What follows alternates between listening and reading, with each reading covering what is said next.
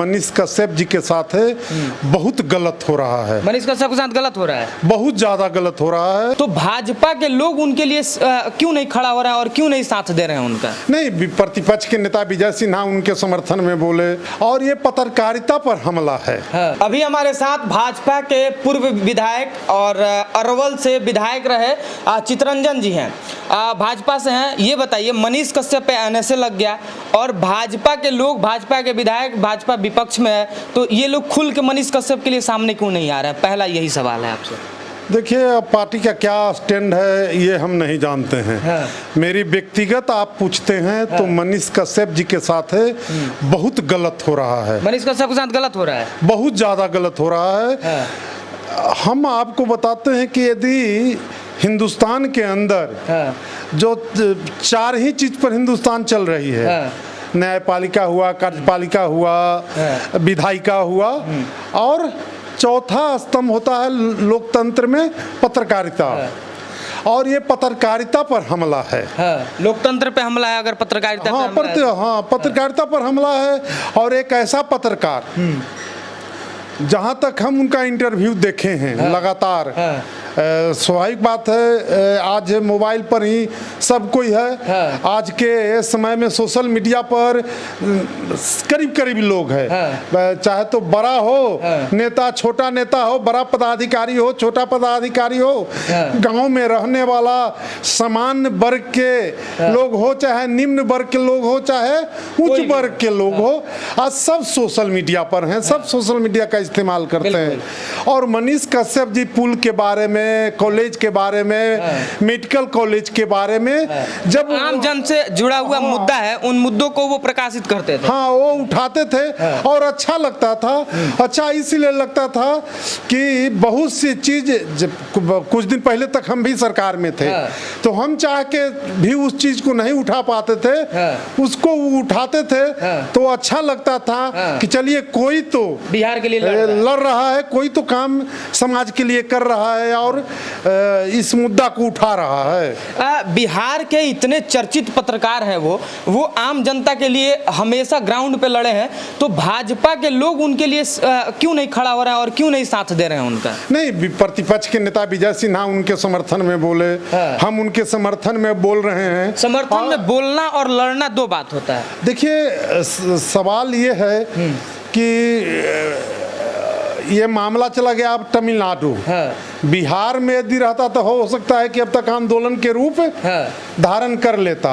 अच्छा, एनएसए लगाना मनीष कश्यप पे कहाँ तक सही है? ये तो वहाँ की गवर्नमेंट लगाई है ना, तमिलनाडु की।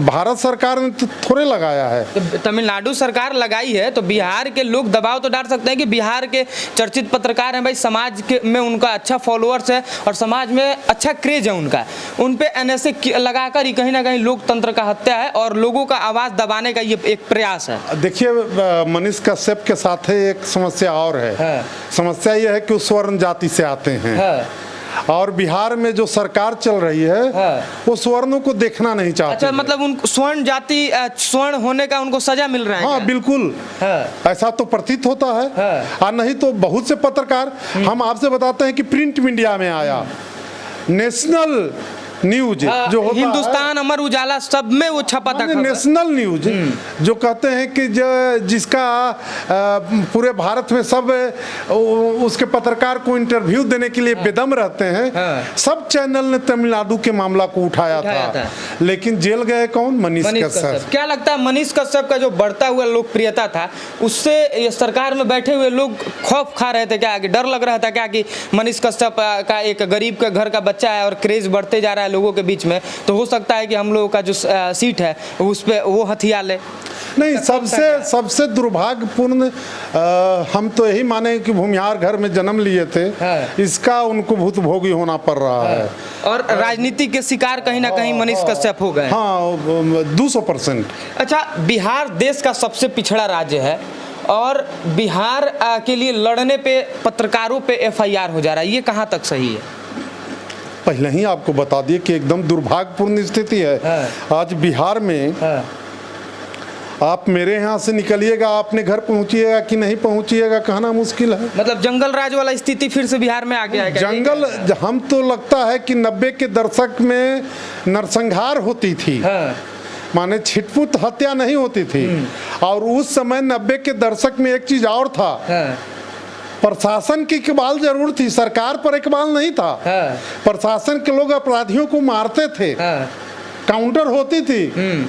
लेकिन आज अपराधियों का राज है। हाँ। सरकार में बैठे हुए अपराधी खुल्लम अपराध करते हैं। सरकार में तो आप लोग भी थे ना, जिसका सरकार है उसके साथ में तो आप लोग भी थे एक समय में।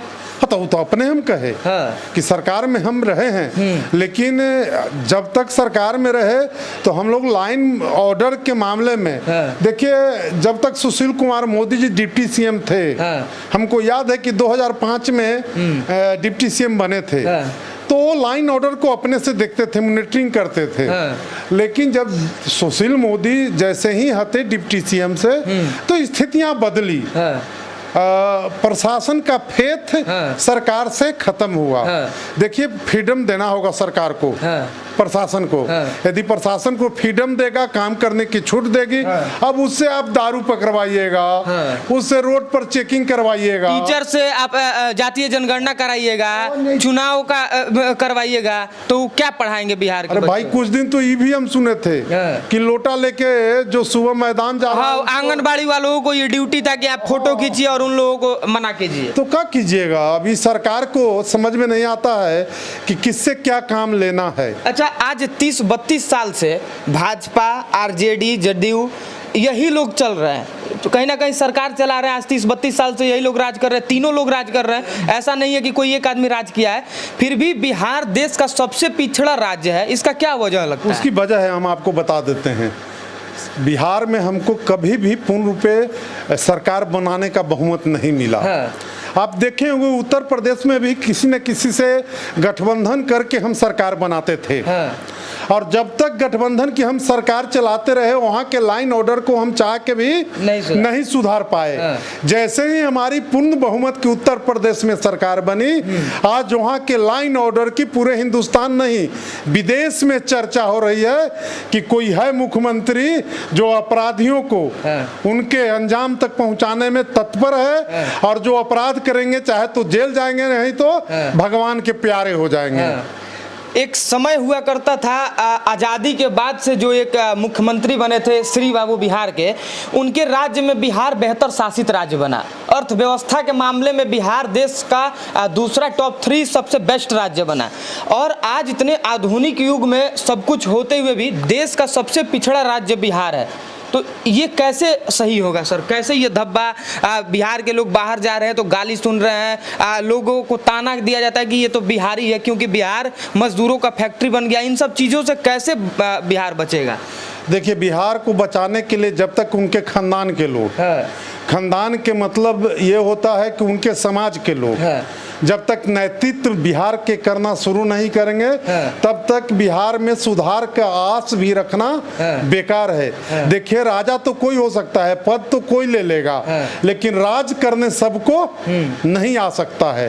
राज करने का मतलब, राजा का मतलब ये होता है कि नीचे जो समाज के निचला पैदान पर जो पब्लिक रहता है, उसके दर्द को भी समझे, उसको जाने, उसके बारे में सोचे, उसको आगे कैसे बढ़ाएं।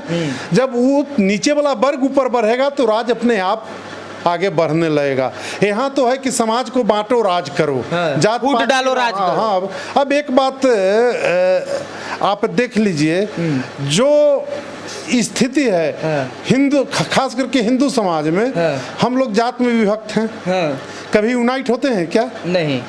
किसी मुद्दा पर आप एक बात बताइए कि राम मंदिर का ये राम जो जुलूस निकलता है, रामनवमी का, रामनवमी के जुलूस में बिहार शरीफ और सासाराम में जो हिंदुओं के साथ हुआ,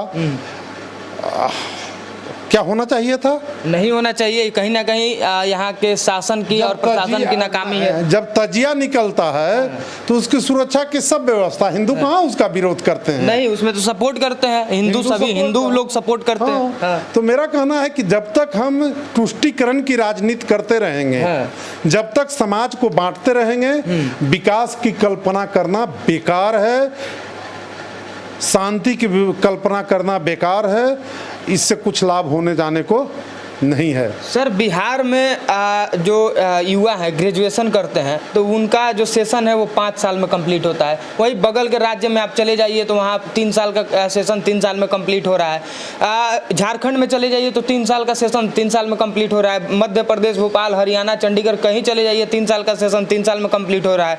लेकिन बिहार के बच्चों का भविष्य जानबूझ के चौपट किया जा रहा है, क्योंकि एक नौकरी के लिए एक एज लिमिट होता है और ग्रेजुएशन का सर्टिफिकेट मिल रहा है 5-5 साल में, और इसके लिए लड़ने वाला कोई नहीं है। और इसी का लड़ाई मनीष कश्यप लड़ते थे तो आज उनको जेल भेज दिया गया। देखिए, पहले ही मैंने कहा कि मनीष कश्यप जी के साथ गलत हुआ है, नहीं होना चाहिए था। और जो भी गलत किए हैं, ईश्वर जब सब रास्ता बंद हो जाती है तो ईश्वर एक रास्ता खोलते हैं। मनीष कश्यप जी के लिए कहीं ना कहीं से रास्ता खुलेगी, वो बाहर आएंगे और जो उनको इस स्थिति में लाए हैं उसके खिलाफ हमको लगता है कि वो लड़ाई भी लड़ेंगे। और जो पत्रकार लोग, खास करके हम जो मीडिया के लोग हैं, उनको भी दोष देते हैं। अरे भाई, एक बार सब खुल के तो उनके समर्थन में आ जाता। बिल्कुल, छोड़ो राजनीति, बिल्कुल छोड़ो टीआरपी। तो कोई यूट्यूबर बताने में लगे कि वो यूट्यूबर है, यूट्यूबर वो पत्रकार है ही नहीं। अरे भाई, तो आज यूट्यूबर पर तो आज तक और इंडिया टीवी भी यूट्यूबर हो गए हैं, वो भी यूट्यूब पर हैं। वो भी जब उनका प्राइम टाइम खत्म होता है तो वो अपने बोलते हैं कि यूट्यूब पर जाके मेरा देखिए, मेरा पेज पर जाके देखिए, फेसबुक और यूट्यूब पे, हाँ जाके देखिए।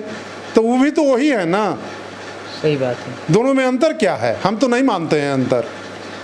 हमारे साथ अरवल के, बिहार के अरवल के पूर्व विधायक चितरंजन जी थे और ये भाजपा से विधायक थे। इनसे बहुत सारा सवाल मन में था, उस पर हम लोग बात कर रहे थे। आप हमसे जुड़े इसके लिए बहुत बहुत धन्यवाद जी। बहुत बहुत धन्यवाद आपको। आप लोग ऐसे ही मनीष कश्यप जी का लड़ाई लड़ते रहें। और आप लोग नहीं लड़ेंगे? नहीं, हम आपके साथ हैं। जितना हमसे बनता है मैं उनके पक्ष में लिखता भी हूँ और बोलता भी हूँ।